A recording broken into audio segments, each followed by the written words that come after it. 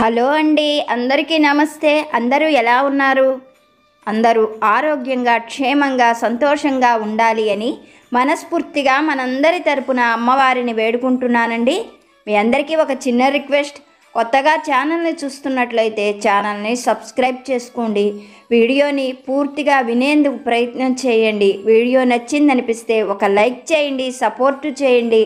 అలాగే నన్ను సపోర్టు చేసి లైక్ చేస్తున్న ప్రతి ఒక్కరికి కూడా పేరు పేరున నా హృదయపూర్వక ధన్యవాదాలు. మన సాయి సద్గురువుల దివ్యానుగ్రహంతో మన జీవితంలో వచ్చే ప్రతి సమస్య కూడా తప్పకుండా తొలగిపోతాయి. మీ అందరి తరపున నేను కూడా బాబాగారిని మనస్ఫూర్తిగా పాదాల నుండి వేడుకుంటున్నాను. ఈరోజు బాబాగారు ఒక చక్కని సందేశాన్ని మనకి అనుగ్రహిస్తున్నారు. దత్తావతారులైన శ్రీ సాయి సద్గురువులు మనకు అందించే దివ్య సందేశము ప్రతి క్షణము ఎప్పుడు గుర్తుపెట్టుకొని ఆచరించవలసిన సమర్థులైన సద్గురువు వాక్కులు. భక్తి శ్రద్ధలతో మన సాయి సందేశాన్ని వినండి. తల్లి, నువ్వు ఈ మాట కోసం ఎదురు చూస్తున్నావు అని నాకు తెలుసు. జరిగిన విషయంలో నీ తప్పు ఏమీ లేదు. అసలు నీకు సంబంధం కూడా లేదు. కానీ అందరూ నిన్నే అనుమానిస్తున్నారు, అవమానకరంగా మాట్లాడుతూ ఉన్నారు. నీకు అర్థమయ్యేటట్లుగా ఒక మాట చెప్పబోతున్నాను. నీ పరిస్థితి బాగోనప్పుడు నువ్వు ఎంత మంచిదానివే అయినా నీ మాటని ఎవ్వరూ నమ్మరు. ఎందుకంటే నీ మీద నింద పడింది. అది నింద అని నువ్వు నిరూపించుకోలేవు. నిజం ఏమిటో తెలిసే వరకు నీకు ఈ అవమానము, ఈ బాధ తప్పదు. ఒక్క విషయం గుర్తుపెట్టుకో, నిజమనేది నిలకడ మీద మాత్రమే తెలుస్తుంది. సత్యం ఎప్పటికీ దాగదు, అది నిప్పు లాంటిది. కనుక త్వరలోనే ఇప్పుడు నువ్వు పడుతున్న ఈ బాధకు నేను ఒక మంచి ముగింపును ఇవ్వబోతున్నాను. ఇప్పటిదాకా నిన్ను అవమానించిన వారు, అనుమానించిన వారే త్వరలోనే తమ తప్పు తెలుసుకుంటారు. అంతేకాదు, నిన్ను, నీ మంచితనాన్ని అవమానించినందుకు, అనుమానించినందుకు సిగ్గుపడతారు. నీ మంచి మనసు అందరికీ అర్థమయ్యే రోజులు త్వరలోనే రాబోతూ ఉన్నాయి. నీకు ఒక సత్యం చెప్పాలి, జాగ్రత్తగా విను. ధనవంతుడు దొంగతనం చేశాడు అన్నా ఎవ్వరూ నమ్మరు. కానీ ధనం లేని వారికి ధనం దొరికింది అన్నా సరే దొంగతనంగానే భావిస్తారు. ఇది లోకంలోని పోకడ. దీన్ని గురించి నీ మనస్సుని కష్టపెట్టుకోకు. లోకులను పలుకాకులు అంటారు. నువ్వు ఏమిటో నీకు తెలుసు. ఎప్పుడు నువ్వు తప్పు చెయ్యవు. ఎప్పుడు పరుల ధనం కోసం ఆశపడవు, తొందరపడవు. అందువల్లనే నీ మనసు ఇంత బాధపడుతున్నది, అవమానాన్ని సహించలేకపోతున్నది. ఒక్క మాట జాగ్రత్తగా విను. చంద్రునికి కూడా గ్రహణం పడుతుంది. ఇదంతా కూడా కర్మఫలం. త్వరలోనే నీ నిజాయితీ ఏమిటో నిరూపణ అవుతుంది. అది నిరూపణ అయ్యేటట్లు నీ సాయి తప్పకుండా అనుగ్రహిస్తారు. నీ సాయి సమర్థులపైన నమ్మకం ఉన్నది కదా. సాయి నాకు అనుకూలంగా చేస్తారు, నా నింద తొలగిస్తారు అని నమ్ముతున్నావు కదా. ఆ నమ్మకం అలాగే ఉండని.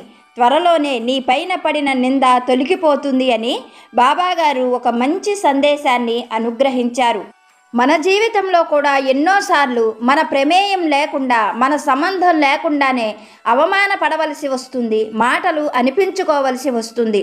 అలా మన ప్రమేయం లేకుండానే మనం మాటలు పడినప్పుడు ఎంతో బాధ అనేది హృదయానికి కలుగుతుంది. ఆ బాధ తొలగించగలిగిన శక్తి బాబాగారికి మాత్రమే ఉంది. బాబాగారు ఆ మాటే మనతో చెబుతున్నారు. మన సాయి చెప్పినటువంటి ఈ మాటలలోని సత్యం ఒక చక్కని కథ రూపంలో బాబాగారి అనుగ్రహంతో తెలుసుకోవడానికి ప్రయత్నం చేద్దాం. వీడియోని పూర్తిగా వినండి. నచ్చితే ఒక లైక్ చేయండి. పూర్వం ఒక గ్రామంలో ఒక గొప్ప జమీందారు ఉండేవాడు. జమీందారు కావడం చేత వందల ఎకరాల పొలము, పశువులు, ఎంతో గొప్ప సంపద, బంగారము, ధనము పుష్కలంగా ఉండేవి. జమీందారు భార్య పేరు అన్నపూర్ణమ్మ.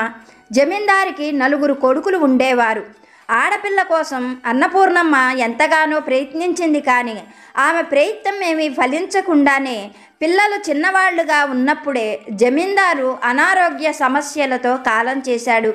అప్పటి నుండి అన్నపూర్ణమ్మ ఆ 4 కొడుకులను ఎంతో క్రమశిక్షణగా, మంచి బుద్ధిమంతులుగా చదువు సంఖ్యలు చెప్పిస్తూ వాళ్ళను చాలా గారాబంగా పెంచి పెద్ద చేసింది. అన్నపూర్ణమ్మ 4 కొడుకులకి కూడా గొప్ప ధనవంతుల పిల్లలతోటి చక్కగా వివాహాలు కూడా జరిగిపోయాయి. జమీందారు కొడుకులెవరు అన్నపూర్ణమ్మ మాటకు ఎదురు చెప్పరు. కోడళ్ళు కూడా అత్తగారు ఎంత చెబితే అంతే ఉంటారు. నలుగురు కోడళ్లలో చిన్న చిన్న సమస్యలు వచ్చినా పెద్దరికంతో అన్నపూర్ణమ్మ వాటిని సరిదిద్దేది. అందరూ ఒక ఇంట్లోనే ఉండేవారు, ఒక వంట తినేవారు.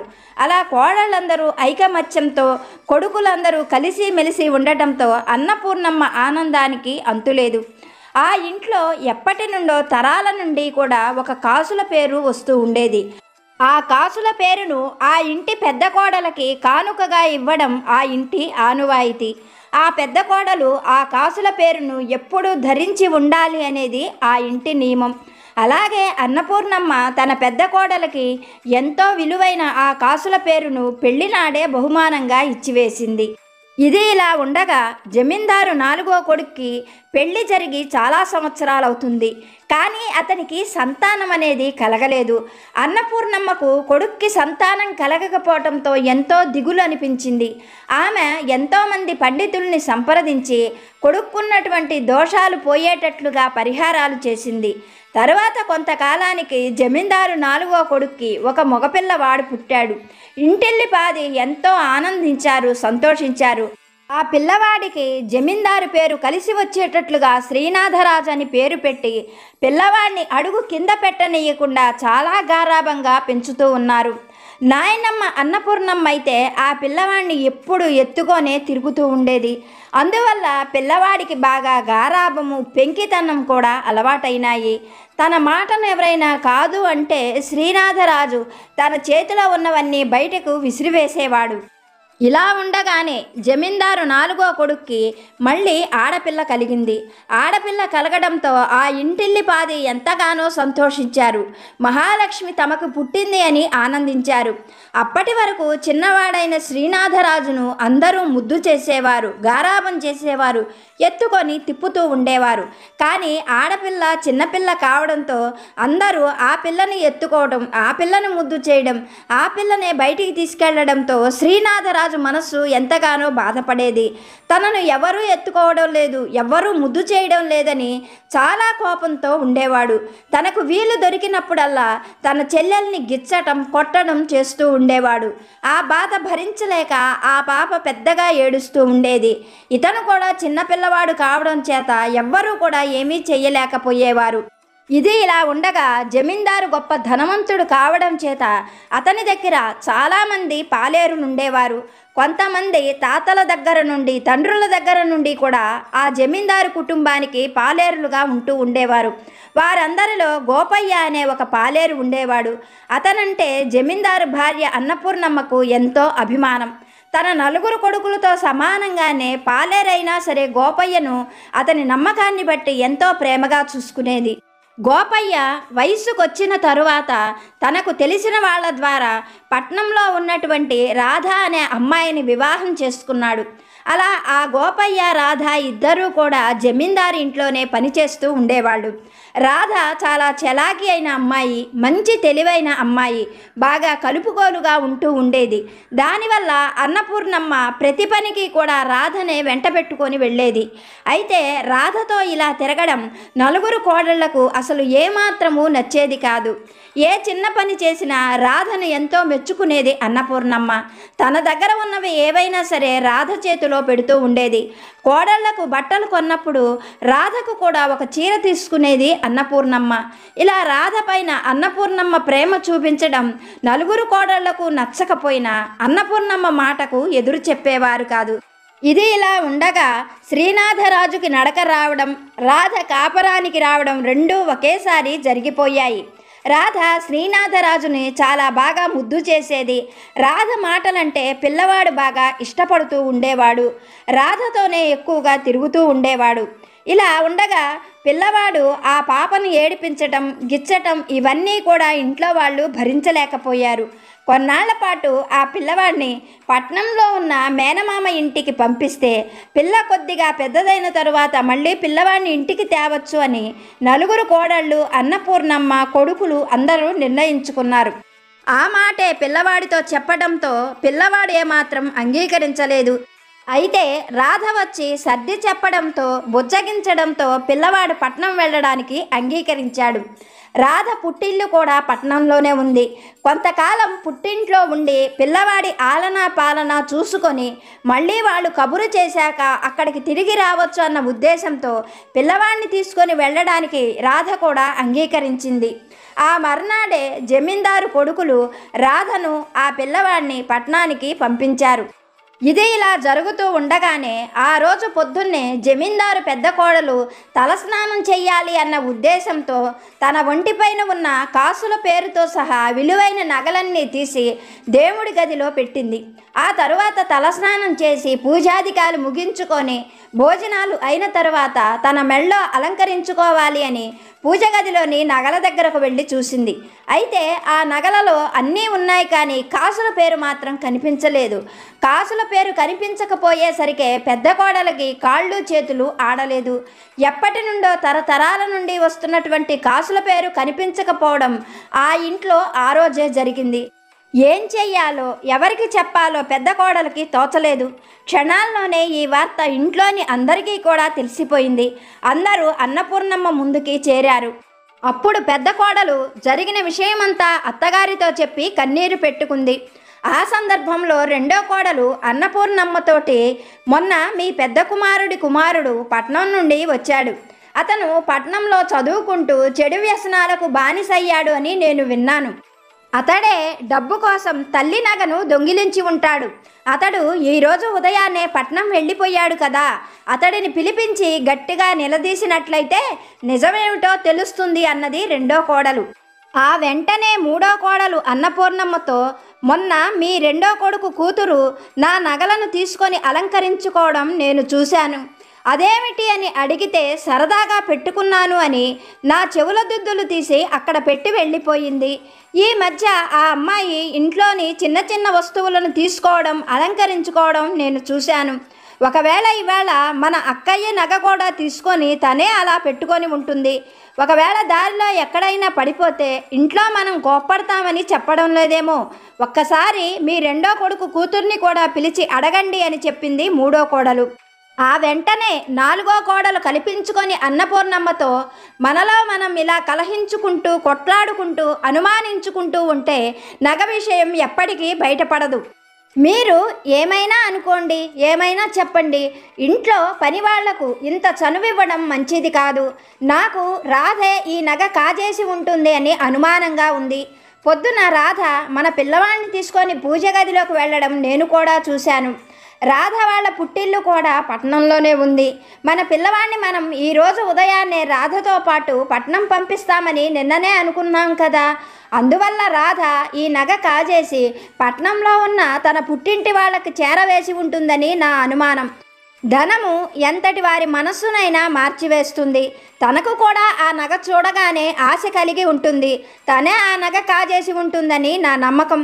మీరు రాధను పిలిపించి గట్టిగా అడిగినట్లయితే ఈ నగ విషయం తెలిసిపోతుంది అంటూ తన ఆలోచనను చెప్పింది నాలుగో కోడలు. ఆమె మాట విన్నటువంటి నలుగురు కొడుకులు, మిగిలిన ముగ్గురు కోడళ్ళు కూడా ఆమెతో వంతపాడారు. అయితే జమీందారు భార్యకు మాత్రం రాధను అనుమానించడం ఏమీ ఇష్టం లేదు. రాధ చాలా మంచి మనసు కలిగిన పిల్ల. తనతో కలిసిమెలిసి తిరుగుతుందే కానీ తను ఇలా బంగారం కాజేస్తుంది అంటే జమీందారు భార్య ఏమాత్రం అంగీకరించడం లేదు. ఆమె మనసు రాధ దొంగతనం చేసింది అంటే నమ్మడం లేదు.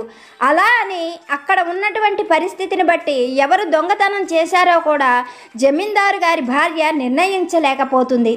అప్పటికి అన్నపూర్ణమ్మ అందరికీ సర్ది చెప్పి పంపించి వేసింది. కానీ కాసుల పేరు ఏమయ్యిందో అన్న ఆలోచన మాత్రం అన్నపూర్ణమ్మను నిలవనివ్వడం లేదు. నిజంగా నాలుగో కోడలు చెప్పినట్లుగా రాధే ఆ కాసుల పేరు కాజేసిందా, లేకపోతే పెద్ద కొడుకు తీసుకువెళ్ళిపోయాడా, ఏం జరిగింది అనేది అన్నపూర్ణమ్మకి ఏమాత్రం అంతుపట్టడం లేదు. ఆ కాసుల పేరు గురించి ఎవరికి తోచిన విధంగా వాళ్ళు మాట్లాడుకుంటూ ఉండగానే సుమారు 2 నెలల కాలం గడిచిపోయింది. తరువాత ఒకనాడు జమీందారు పెద్ద కొడుకు రాధను ఊరికి రమ్మని, అలాగే ఆ నాలుగో కొడుకును కూడా తీసుకొని రమ్మని కబురు పెట్టాడు. జమీందారీ కుటుంబం కబురు పెట్టినట్లుగానే నాలుగో కొడుకుని తీసుకొని రాధ కూడా జమీందారు గారి ఇంటికి చేరుకుంది. ఆ మధ్యాహ్నం వేళ జమీందారు గారి పెద్ద కొడుకు పాలేరు గోపయ్యను పిలిచి ఈ విధంగా చెప్పాడు. గోపయ్య, మేము నిన్ను ఎప్పుడూ కూడా పాలేరులాగా చూడలేదు. మా నలుగురు అన్నదమ్ములలో నువ్వు కూడా ఒకడివి అన్నట్లుగానే మేము నిన్ను ఎంతో ప్రేమగా చూసుకున్నాం. మా తల్లిగారు కూడా నిన్ను ఎంతో బాగా ప్రేమతో చూసుకున్నారు. అలాగే నీ భార్య రాధ అంటే కూడా మా అమ్మగారికి ఎంతో ప్రేమ, నమ్మకము. రాధను మేము ఎప్పుడూ బయట మనిషిలాగా చూడలేదు. మా ఇంట్లో మా సొంత మనిషిలాగా భావించాము. రాధకు ఎంతో చనువు ఇచ్చాము. కానీ రాధ పుట్టింటికి వెళ్ళిన రోజు నుండి ఈ రోజు వరకు మేము ఎంతో అపురూపంగా చూసుకునేటువంటి తరతరాల నుండి వస్తున్నటువంటి ఆ కాసుల పేరు కనిపించకుండా పోయింది. నువ్వు ఇంటికి వెళ్ళి ఒక్కసారి రాధను ఈ విషయం గురించి అడిగి చూడు అంటూ జమీందారు పెద్ద కొడుకు రాధ భర్త పాలేరు గోపయ్యతో చెప్పాడు. ఆ మాటలు విన్నటువంటి గోపయ్యకు కూడా ఎంతో అవమానంగా అనిపించింది. అప్పటికప్పుడే ఇంటికి వెళ్ళాడు గోపయ్య. రాధతో జరిగిన విషయమంతా కూడా చెప్పాడు. ఆ మాటలు విన్న రాధ ఎంతగానో బాధపడింది. తన పైన అంత నింద పడడంతో రాధ ఎంతగానో దుఃఖించింది. మరుక్షణమే పరుగులాంటి నడకతో జమీందారు గారి ఇంటికి చేరుకుంది.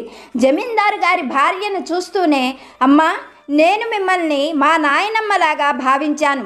మిమ్మల్ని చూస్తూ ఉన్నా, మీతో మాట్లాడుతూ ఉన్నా నాకు చనిపోయిన మా నాయనమ్మతోనే మాట్లాడుతున్నట్లుగా అనిపించేది. అందుకోసమనే నేను మీతో చనువుగా మీ ఇల్లంతా కూడా తిరగగలిగాను. కానీ ఇంత మాట పడవలసి వస్తుందని నేను కలలో కూడా ఊహించుకోలేదు. నేను కూటికి పేదరాలినే కానీ గుణానికి పేదరాలిని కాదు. మీరు చెబుతున్నటువంటి ఆ కాసుల పేరు ఎక్కడికి పోయిందో, ఎక్కడ ఉందో నాకు అసలు ఏమీ తెలియదు. మీరు ఏ ప్రమాణం చేయమంటే ఆ ప్రమాణం చేస్తాను. ఏ దేవతలపైన ఒట్టు పెట్టమంటే ఆ దేవతలపైన ఒట్టు పెడతాను. నా మాట నమ్మండి అంటూ జమీందారు గారి భార్య కాళ్ళు పట్టుకుంది రాధ. జమీందారు భార్యకు కూడా ఏం చేయాలో, రాధకు ఏం చెప్పాలో అర్థం కాలేదు. అప్పటికి రాధకు ఏదో ఒకటి సర్ది చెప్పి తనను ఇంటికి పంపించింది. కానీ జమీందారు భార్య మనసులో ఆలోచన మరొక రకంగా ఉంది. ఆ కాసుల పేరును రాధ తీయలేదు. రాధ మాటలలో నిజాయితీ స్పష్టంగా తెలుస్తున్నది. మరైతే ఆ కాసుల పేరు ఏమైపోయింది, ఎక్కడికి పోయింది? తన ఇంట్లోని తరతరాల నుండి వస్తున్న కాసుల పేరును ఎవరు దొంగిలించి తీసుకొని వెళ్ళగలరు? అసలు ఆ కాసుల పేరు ఏమైపోయిందో జమీందారు భార్యకి ఎంత ఆలోచించినా అంతుపట్టకుండా ఉంది. ఇలా కొన్ని రోజులు జరిగిన తరువాత ఒక రోజున పాలేరు గోపయ్య జమీందారు పెద్ద కొడుకు దగ్గరకు వచ్చి ఈ విధంగా చెప్పాడు. అయ్యా, వేసవికాలం మొదలయ్యింది. ఊళ్ళోని బావులన్నీ ఒక్కొక్కటిగా ఎండిపోతూ ఉన్నాయి. మన బావిలో కూడా బాగా మట్టి పేరుకుపోయింది. మన బావి పూడిక తీయిస్తే ఊళ్ళో వాళ్ళందరికీ మంచినీళ్లకు ఈ వేసవికాలం కరువు అనేది ఉండదు. మీరు ఒప్పుకుంటే రేపే బావి పూడిక తీసేవారిని పిలిపిస్తాను అని చెప్పాడు పాలేరు గోపయ్య. అందుకు జమీందారు పెద్ద కొడుకు కూడా అంగీకరించడంతో ఆ మర్నాడే బావి పూడిక తీసేవారు పొద్దున్నే జమీందారు ఇంటికి చేరుకున్నారు. బావిలో పూడిక తీయిస్తున్నారు అని తెలిసినటువంటి జమీందారు నలుగురు కొడుకులు, కోడళ్ళు, భార్య అందరూ కూడా ఆ బావికి దగ్గరగా చేరుకున్నారు. అందరూ చూస్తూ ఉండగానే పనివాళ్ళు బావిలోకి దిగి కొద్ది కొద్దిగా మట్టిని తట్టలతో ఎత్తి పైన పడవేస్తూ ఉన్నారు. అలా వాళ్ళు బావిలో నుండి మట్టి తీసి బయట పడవేస్తూ ఉంటే ఆ మట్టిలో నుండి చెంచాలు, చెంబులు, చిన్న చిన్న పాత్రలు బయటపడుతూ ఉన్నాయి. వాటితో పాటుగా జమీందారు నాలుగో కొడుకు 2 ఏళ్లవాడు ఆడుకునేటువంటి ఏనుగు బొమ్మ కూడా బయటపడింది. ఆ బొమ్మను చూడగానే జమీందారు భార్య ఒళ్ళో కూర్చున్న చిన్నపిల్లవాడు పరుగు పరుగున వెళ్ళి ఆ బొమ్మను చేతిలోకి తీసుకున్నాడు. గోపయ్య ఆ బొమ్మకున్న మట్టంతా కడిగి జమీందారు మనవడి చేతిలో పెట్టాడు. ఆ బొమ్మను చూస్తూ ఎంతో సంతోషంగా ఆ పిల్లవాడు మళ్ళీ వచ్చి జమీందారు భార్య ఒళ్ళో కూర్చొని ఈ వస్తువులన్నీ నేనే బావిలో పడవేశాను అంటూ సంతోషంగా వచ్చి రాని మాటలతో జమీందారు భార్యతో చెబుతున్నాడు. మనవడి మాటలకు ఎంతగానో మురిసిపోతున్న జమీందారు భార్య, ఈ వస్తువులే పడవేశావా, ఇంకా ఏమైనా వస్తువులు పడవేశావా అంటూ అతని ముద్దు మాటలు వినాలి అని మరీ అడిగింది. ఆ మాటలకు ఆ 2 ఏళ్ల పిల్లవాడు, నేను చాలా వస్తువులు ఈ బావిలో పడవేశాను అంటూ జమీందారు భార్యతో చెప్పాడు. వీళ్ళు ఇలా మాట్లాడుకుంటూ ఉండగానే బావిలోకి దిగిన పనివారు తట్టలతో మట్టి తీసి పైన వేస్తూ ఉన్నారు. అలా వారు ఒక 10 తట్టల మట్టి తీసి పైన పడవేసేసరికి అందులో నుండి ఆ మట్టిలో మిలమిలా మెరుస్తూ కాసుల పేరు కనిపించింది. ఆ కాసుల పేరు చూడగానే జమీందారు పెద్ద కోడలు పరుగులాంటి నడకతో అక్కడికి చేరుకొని మట్టి కొట్టుకుపోయిన ఆ కాసుల పేరును బయటికి తీసి మంచినీళ్లతో శుభ్రంగా కడిగింది. అయితే అక్కడ ఉన్న వారందరికీ ఆశ్చర్యం కలిగించిన విషయం ఏమిటంటే దేవుడి గదిలో ఉన్న కాసుల పేరు బావిలోకి ఎలా వచ్చిందో ఎవ్వరికీ అంతుబట్టలేదు. ఇంతలో అక్కడ ఉన్నటువంటి కాసుల పేరును చూస్తూ ఉన్న జమీందారు భార్య ఒళ్ళో కూర్చున్న పిల్లవాడు ఆ నగను తనే బావిలో పడవేశాను అని జమీందారు భార్యతో చెప్పాడు. ఆ పిల్లవాడు ఎప్పుడు ఆ నగ అందులో పడవేశాడో ఎవరికీ కూడా అర్థం కాలేదు. జరిగిన విషయం ఏమిటంటే తనను చెల్లెల దగ్గర ఉండనివ్వకుండా ఊరికి పంపించేస్తున్నారు అన్న కోపంతో ఆ చిన్నపిల్లవాడు పూజ గదిలో ఉన్నటువంటి కాసుల పేరును చాలా కోపంగా విసురుగా బావి వైపు పడవేశాడు. అది వెళ్ళి బావిలో పడిపోయింది. ఆ సమయంలో ఎవ్వరూ కూడా ఆ విషయాన్ని గమనించలేదు. ఆ తరువాత రాధ దేవుడి గదిలోకి వెళ్ళి దండం పెట్టుకొని రావడంతో రాధే ఆ కాసుల పేరు కాజేసింది అని అందరూ రాధనే అనుమానించారు. ఎన్నో రకాలైన మాటలతో ఆమెను అవమానించారు. ఆమె ఆ నిందను భరిస్తూ ఎంతో కాలం గడపవలసి వచ్చింది. సమయం వచ్చినప్పుడు ఆ నగ బయటపడటంతో తను నిర్దోషిని అని నిరూపించుకునే అవకాశం రాధకు కలిగింది. విషయమంతా గ్రహించిన జమీందారు భార్య కొడుకులను కోడళ్లను పిలిచి రాధకు క్షమాపణలు చెప్పమంది. అందరూ కూడా మనస్ఫూర్తిగా క్షమించమని రాధను అడిగారు. తన మీద నింద తొలగిపోవడంతో రాధ కూడా ఎంతో సంతోషంగా ఆనాటి నుండి మళ్ళీ జమీందారు ఇంట్లో సంతోషంగా తిరగడం మొదలుపెట్టింది. మన సాయినాథుడు మనకు ఈ సత్యాన్నే తెలియజేస్తున్నారు. ఏదైనా సరే నిజం నిలకడ మీదే తెలుస్తుంది. సత్యం ఎప్పటికైనా బయటపడుతుంది. నీ పైన పడిన నింద కూడా తొలగిపోతుంది. ఈ సాయి పైన నమ్మకంతో ఉండు.